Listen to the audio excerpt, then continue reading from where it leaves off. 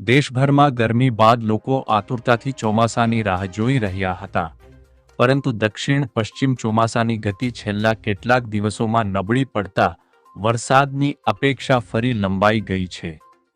તાજેતરના હવામાનના આંકડાઓ અને સેટેલાઇટ નિરીક્ષણો દર્શાવે છે કે દેશના મોટા ભાગના વિસ્તારોમાંથી ચોમાસા સાથે જોડાયેલા ઘન વાદળોમાં ઘટાડો જોવા મળી રહ્યો છે. હવામાન પર નજર રાખતી એજન્સીઓના મૂલ્યાંકન મુજબ જૂનના પ્રારંભિક દિવસોમાં સામાન્ય કરતાં ઘણો ઓછો વરસાદ નોંધાયો છે, જેના કારણે કૃષિ આધારિત વિસ્તારોમાં ચિંતા વધી રહી છે.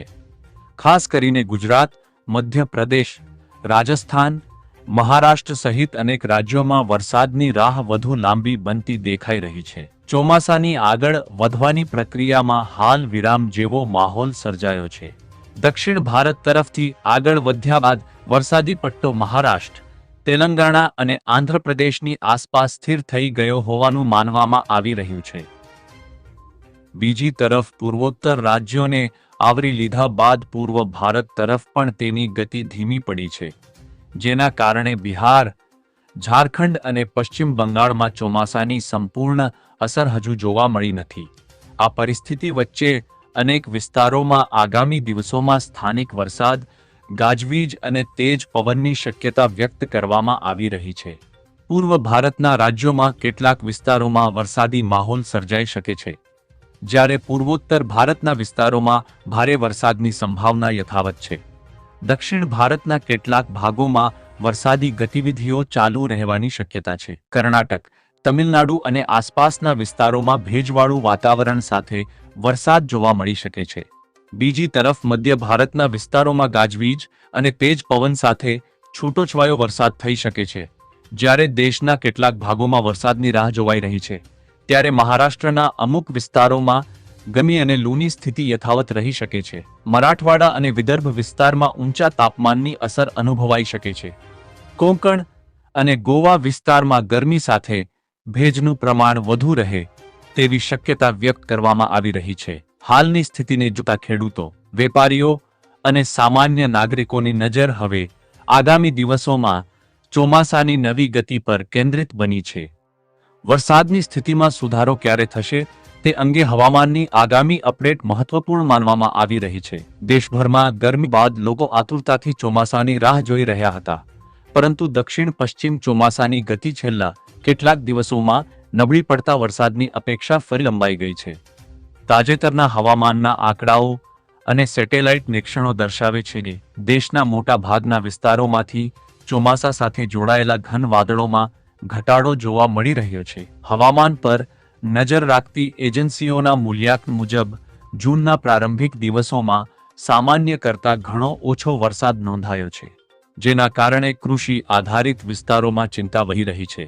ખાસ કરીને ગુજરાત, મધ્યપ્રદેશ, રાજસ્થાન, મહારાષ્ટ્ર સહિત અનેક રાજ્યોમાં વરસાદની રાહ વધુ લાંબી બનતી દેખાઈ રહી છે. ચોમાસાની આગળ વધવાની પ્રક્રિયામાં હાલ વિરામ જેવો માહોલ સર્જાયો છે. દક્ષિણ ભારત તરફથી આગળ વધ્યા બાદ વરસાદી પટ્ટો મહારાષ્ટ્ર, તેલંગાણા અને આંધ્રપ્રદેશની આસપાસ સ્થિર થઈ ગયો હોવાનું માનવામાં આવી રહ્યું છે.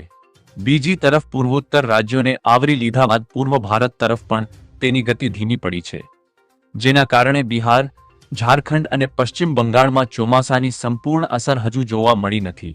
આ પરિસ્થિતિ વચ્ચે અનેક વિસ્તારોમાં આગામી દિવસોમાં સ્થાનિક વરસાદ, ગાજવીજ અને તેજ પવનની શક્યતા વ્યક્ત કરવામાં આવી રહી છે. પૂર્વ ભારતના રાજ્યોમાં કેટલાક વિસ્તારોમાં વરસાદી માહોલ સર્જાઈ શકે છે, જ્યારે પૂર્વોત્તર ભારતના વિસ્તારોમાં ભારે વરસાદની સંભાવના યથાવત છે. દક્ષિણ ભારતના કેટલાક ભાગોમાં વરસાદી ગતિવિધિઓ ચાલુ રહેવાની શક્યતા છે. કર્ણાટક, તમિલનાડુ અને આસપાસના વિસ્તારોમાં ભેજવાળું વાતાવરણ સાથે વરસાદ જોવા મળી શકે છે. બીજી તરફ મધ્ય ભારતના વિસ્તારોમાં ગાજવીજ અને તેજ પવન સાથે છૂટોછવાયો વરસાદ થઈ શકે છે, જ્યારે દેશના કેટલાક ભાગોમાં વરસાદની રાહ જોવાઈ રહી છે. ગુજરાતના હવામાન અંગે વાત કરીએ તો આગામી 4 થી 5 દિવસ દરમિયાન રાજ્યના અનેક વિસ્તારોમાં હવામાનમાં ફેરફાર જોવા મળી શકે છે. અરબી સમુદ્રમાં સક્રિય બનેલી હવામાની પ્રણાલીના કારણે ગુજરાતના દરિયાકાંઠા નજીકના વિસ્તારોમાં ચોમાસું આગળ વધવા માટે અનુકૂળ પરિસ્થિતિ સર્જાઈ રહી છે.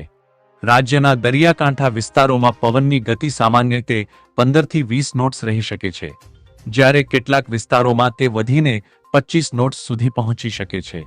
આ દરમિયાન છૂટાછવાયા સ્થળોએ વરસાદ અથવા ગાજવીજ સાથે ઝાપટા પડવાની શક્યતા છે.